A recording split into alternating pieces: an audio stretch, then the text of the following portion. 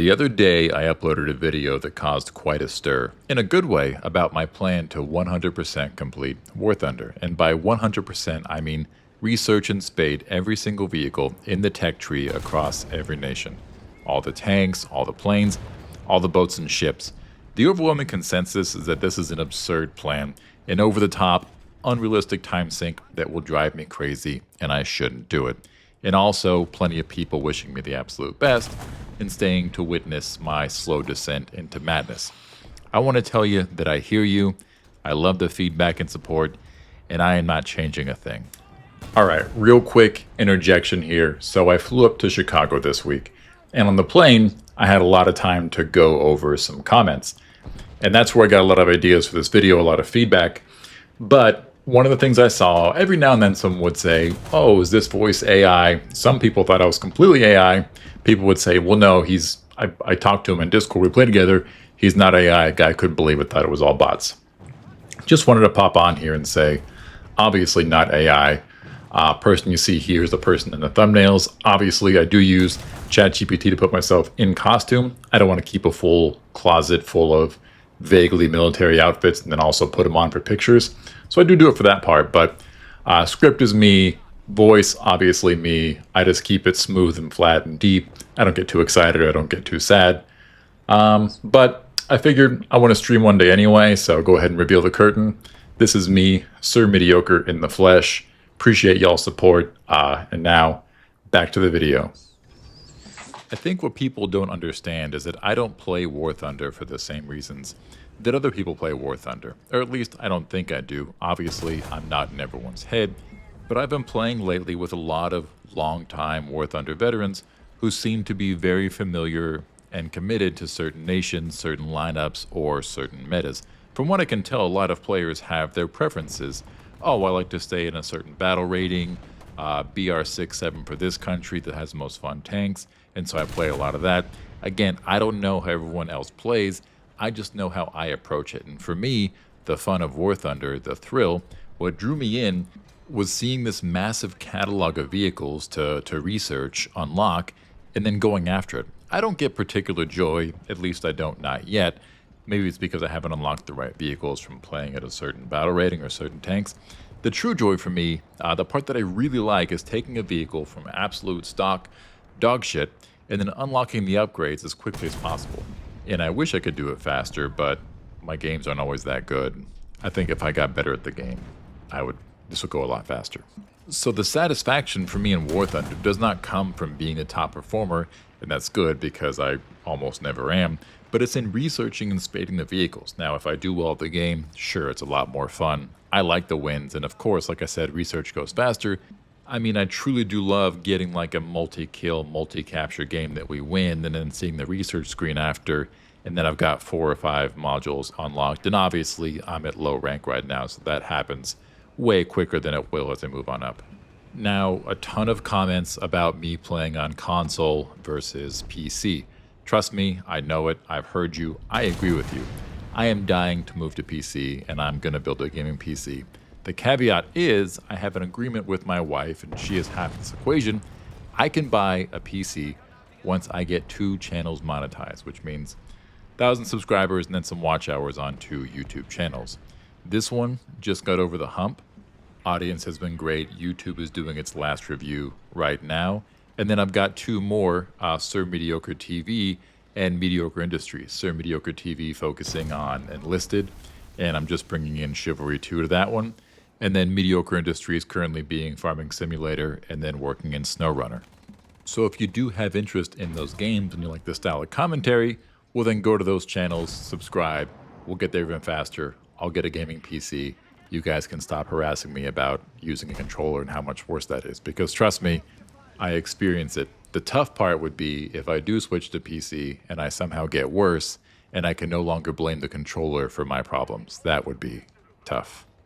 I do think that PC is going to be important when I go to higher ranks. I feel like the game is a bit more forgiving at lower rank, which is part of why I'm okay dabbling on the lower end, and also why I'm not doing too many air battles. You see, I uploaded some Air Arcade footage when I first started, and I know, Air Arcade, trust me, I'm aware of the complaints, but I was new, don't sue me. Honestly, I do still play Air Arcade at low rank because you can get some research pretty quickly and get a lot of planes over there. And really, I just want to get some planes behind me and get into some mid-range vehicles. And honestly, with the speed of those propeller planes, I don't know if I would enjoy going that slow in air realistic. I mean, the idea of taking off from an airfield and flying to the objective for God knows how long in those slow planes, that might actually kill me a bit, but we'll see. But one thing I did definitely notice is that I would miss a lot of shots in my air battles because you need some precision aim when you're pursuing. I would be like 300 meters away or less, and I still couldn't get a hit because like control drift, I was just missing up and down.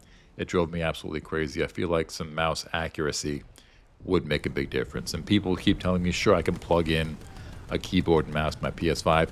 I don't want to do all that. I play on my couch. That's a bridge too far. I'll just survive long enough to make the switch. But anyway, back to the research and the spading and the time frame. Here's what I've noticed, and maybe this changes as I move up in battle rating. I'm not quite sure, but it seems like the time I spend spading a vehicle is also the perfect amount of time it takes to unlock the next vehicle. So I don't feel like I'm limiting my ascent too much in any given nation because I'll be playing the same number of matches either way. Maybe I would get a bit more research if I played spaded, stronger vehicles solely and didn't worry about spading the weaker ones and playing the stock vehicles. But I don't feel like I'm wasting matches. Truly, as soon as I finish spading a vehicle, I've typically got my next one just research ready to go, and then I swap them right out. So if I'm missing something here, doing something wrong, please tell me. Now, I do, of course, recognize that playing across all nations at the same time does slow down my development in any single nation, but I am in no rush whatsoever to get to top tier. That's never been my motivation. I mean, the tanks look cool. I do look forward to getting there one day, but what I don't want to do is go heavily into a nation, sprint to the top, get into modern tanks with thermals and whatever kind of gadgets they may actually have, and then have to go back to early World War II rust buckets. I like seeing the technology develop across the nations as a whole, and then slowly advance into more robust features as they come up. And people ask if I play Naval. I do. Obviously, I just made a video about my love for coastal battles as a quiet reprieve from the constant ass beating I get in ground realistic. I would play more Blue Water Fleet, but coastal is just a nice, easy way to get some vehicles spaded and get over the hump. I just want to get past rank 1 on everything. That's a huge push right now. And I guess a quick update. As it stands, I'm sitting at 337 vehicles spaded so far out of what? I heard there's like 2,400. I have no clue how many there actually are. I've got 500 something researched, 337 spaded. Not too bad, but again, I know they're all rank 1 or so it's like it's going to slow down a lot as I keep going. One of the reasons that I don't play as much Naval, and this is a good problem to have, is when I get online, I'll look at Discord and say, hey, I'm going to play some War Thunder. I'll hop into a voice chat, and people will jump into play. I'm not going to ask them to go play Blue Water Fleet or Naval. We're going to go play what's impactful and fun, and that's us jumping into tanks. So I'll say, hey, here's some lineups that I can play. They'll see what they have. Boom, we knock it out. They do really well. I tag along. It's a ton of fun. So that's been dominating more and more of my time lately, though I've got to mix it up a little better. Some random thoughts. People asked if I'm going to do premiums as well. I do have a few that I bought to mix into my lineup because I hear it helps the squads develop faster, or the crews rather. I'm good with that. I'm not going to insist on buying them all unless Gaijin says, hey, here's some free Golden Eagles, and then I'll start picking up some more. But, you know, if the goal is to spade everything, the premiums actually slow that down. But I like how they develop the crews, and if I feel like a certain lineup is lacking, I might get a premium to round that out just to make sure I can bring a competent lineup into battle every single time. And plus, they're just fun, and they're cool looking, so I usually do work in 1 or 2 per match. I don't go pure pragmatism on this research, just because I like the feel, but I'm not going to tie myself down and say I've got to have all these. I'm researching squadron vehicles. I know it's going to take a long time, but then again, this whole thing's going to take a lot of time, so I guess that's okay. I really want medals and achievements, but especially medals. I think a lot of them are going to come naturally from what I've seen, but when I look at that list of medals for the countries, I have this crazy drive to get them all. I think If you've heard of this game, it's X-Wing versus TIE Fighter, like back in the 90s on PC. You would get certain ribbons for doing certain things in the game, and it was the most satisfying feeling in the world to get those. So when I see those medals, it calls back to my childhood gaming, and I'm like, I have got to get these things. A lot of those, like I said, are pure counting stats. Some are going to be tough, like get so many top 3 finishes in certain vehicles on certain maps, I think. That's crazy. So I don't know if I can actually get them all, but I want to get as many as I can. And hey, maybe in 10 years I'll take a look back at what I've pursued, and I'll say, not too bad so far. We'll take it as it comes. But that's pretty much it. Those are my thoughts for today. I realize this endeavor sounds insane, but we all got to start somewhere, right? I have no idea how this is going to evolve as I get into higher ranks, as my life changes, as the game changes. Truly, I have no clue, but that doesn't mean I'm not going to pursue it now with everything that I've got and have a ton of fun along the way in War Thunder. And that brings us to the end of today's video.